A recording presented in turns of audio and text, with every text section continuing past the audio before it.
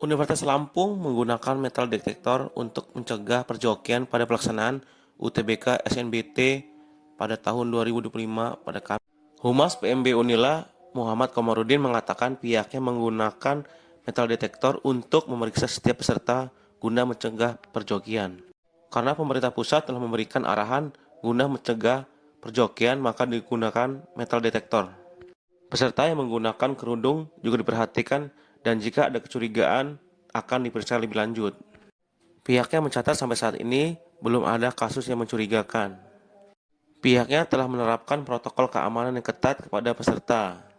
Peserta UTBK SNBT akan diperiksa satu persatu. Pemeriksaan berlapis dari pemeriksaan konvensional dan pemeriksaan dengan menggunakan metal detektor. Ada sebanyak 478 pengawas, 961 komputer dengan 36 ruangan. Total peserta ada 18.767 peserta.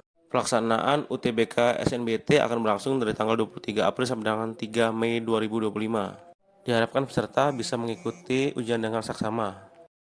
Tapi ada beberapa yang sudah dikonfirmasi tidak merespon, dan yang merespon itu ada yang karena kecelakaan tiba-tiba dan juga ada karena tunarungu. Nah, tunarungu itu nanti di sesi 19, yang sekarang ini ada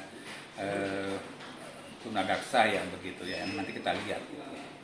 Dan dari Unila sendiri untuk yang peserta difabel ini apa gitu? Ya, kalau yang jelas kita menggunakan lantai 1 sehingga akses itu difabel itu menjadi lebih mudah.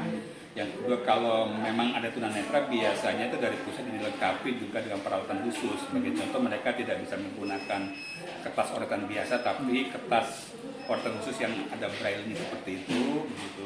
Kemudian ada software khusus yang memang membunyikan ya instruksi-instruksi maupun soal-soal yang harus dijawab. Semua mereka di lantai dasar ya? Lantai dasar ya, betul. Sehingga aksesnya lebih mudah. Walaupun mereka mudah sekalipun itu bisa dilakukan.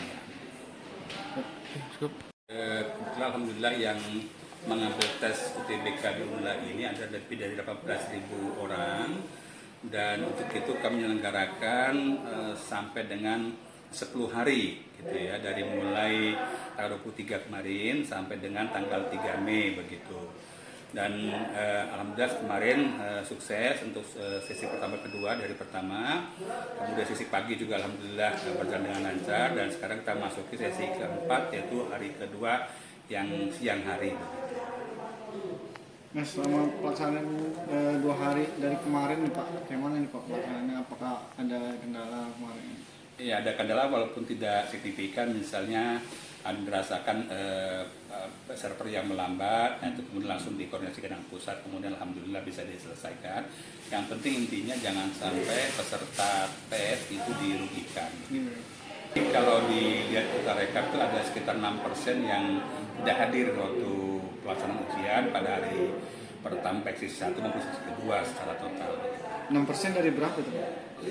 6% dari kalau kita lihat kan sesi 1% 900-an ya. Jadi kalau 2 sesi kira-kira sekitar hampir 2.000 ya dari peserta yang ikut begitu. Sekian ya, gitu seperti itu. Pak, ada hal yang baru nggak? Cuma dalam sisi pelaksanaan dari sisi